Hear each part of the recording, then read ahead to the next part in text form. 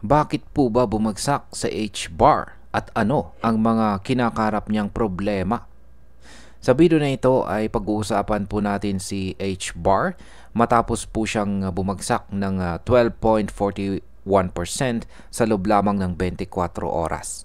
Ang pagbagsak na ito ay hindi lamang simpleng galaw sa market kundi resulta ng lumalalang regulatory pressure at lumalaking tanong tungkol sa governance model ng Hedera. Sa kabila ng mga upgrade at enterprise partnerships, marami pa ring traders ang nagdududa kung may sapat bang halaga si H-bar para manatili sa matinding kompetisyon sa smart contract ecosystem. Kaya ayan po ang siyang ating pag-uusapan sa video na ito, pero bago po tayo magpatuloy ay pakibasa na lamang po muna ang disclaimer dito po sa ibaba ng ating screen. Ayan, ano nga ba ang naging sanhi ng biglaang pagbagsak ni H-bar?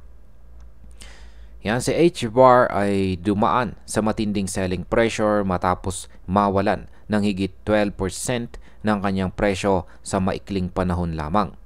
Ang pagbagsak na ito ay kasunod ng mas malaking pagbaba nitong linggo na umabot po ng halos 600% sa kabuuan. Ang sobrang pagbaba ay palatandaan ng malalim na kawalan ng kumpiyansa ng mga traders.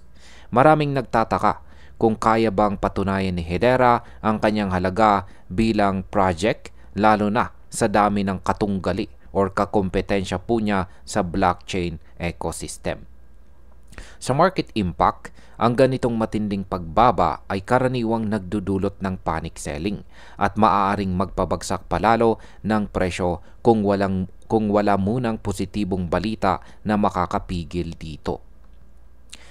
Paano naman po nakakaapekto ang regulatory pressure kay H-bar? Isa pa sa mga pangunahing dahilan ng pagbagsak ay ang pagtaas po ng pressure mula sa mga regulators. Tinitignan ng ilang bansa kung tugma ba ang governance structure ni Hedera sa Global Digital Asset Standards.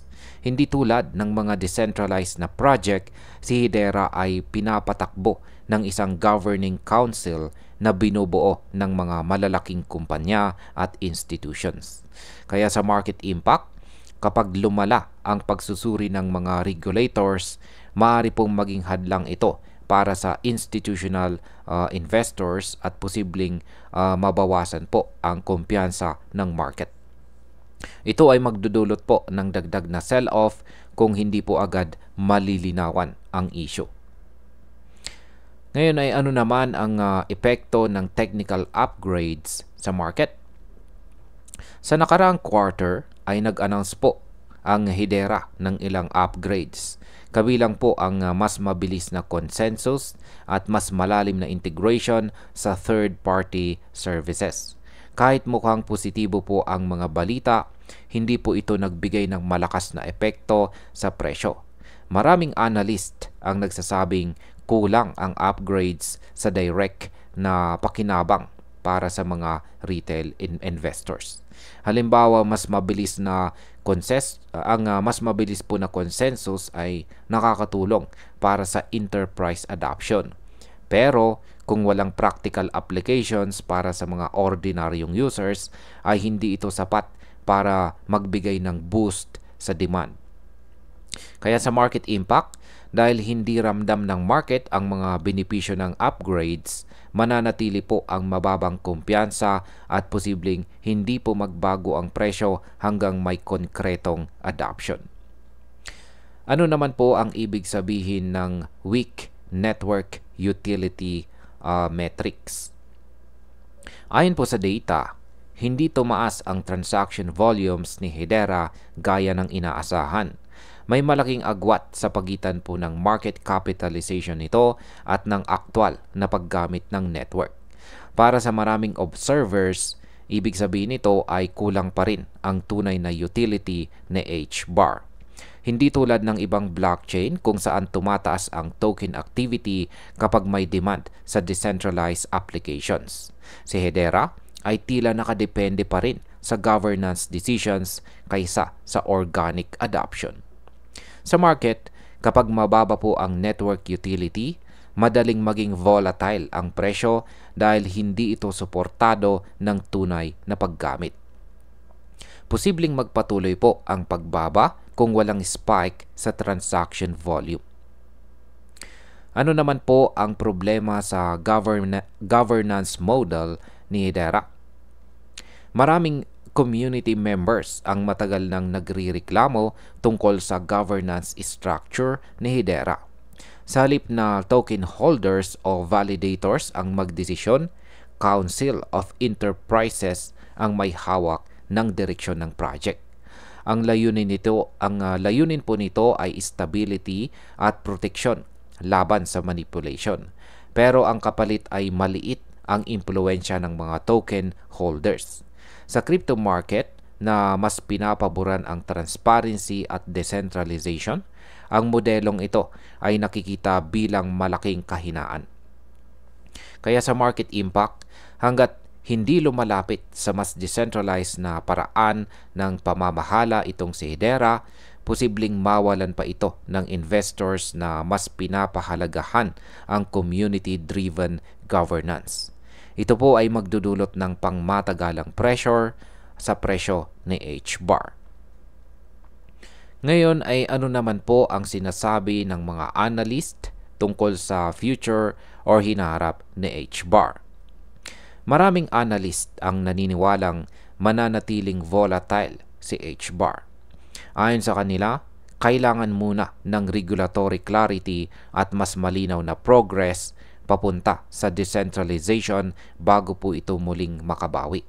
Kung sakaling magpakita si Hedera ng tunay na growth sa network utility tulad ng mas mataas na transaction volume at aktibong decentralized applications, posible itong makabangon. Pero kung mananatiling mahina ang value proposition, maaring mahirapan itong kunin muli ang tiwala ng mga investors. Sa market impact, habang wala pang malinaw na catalyst, posibleng manatiling mababa ang presyo ni HBAR at patuloy na maglaro sa consolidation phase. Ngayon ay ano naman po ang kasalukuyang sitwasyon at susunod na galaw ni HBAR? Sa ngayon ay tila pumapasok po sa HBAR sa consolidation period. Ibig sabihin po nito ay walang inaasahang malaking galaw kung wala pong bagong balita. Ang dalawang pinakamahalagang factor ay kung paano po gagalaw ang regulators at kung makakapagpakita sa HBAR ng adoption na may konkretong epekto sa market. Habang natatangi ang governance structure ni Hedera, ito rin mismo ang nagiging dahilan ng matinding kritisismo at regulatory risk. Sa market impact, hanggat hindi nito natutugunan ang parehong problema ng adoption at decentralization, mananatili pong mahirap para kay HBAR na umangat at makuhang muli ang kumpiyansa ng market. Bilang panghuli, ang aking pananaw po rito ay si HBAR ay nasa isang critical na punto. Malinaw na may technical na kakayahan ang network pero hindi po sapat ang upgrades kung walang tunay na adoption at malinaw na suporta mula sa mga regulators. Kung hindi po magbabago ang governance model at mananatili itong nakasentro sa enterprises, posibleng iwasan po siya ng maraming mga investors. Para sa mga traders, kailangan po ng masusing pag-iingat bago pumasok dahil mataas ang posibilidad ng volatility sa mga susunod na buwan. Ang magiging susi para makabangon po si HBAR ay malinaw na regulatory approval at tunay na paglago sa network activity. At ayan, hanggang dito na lamang po tayo sa video na ito mga ka-crypto. Marami pong salamat sa panonood. Ingat po tayo lagi at God bless po sa ating lahat.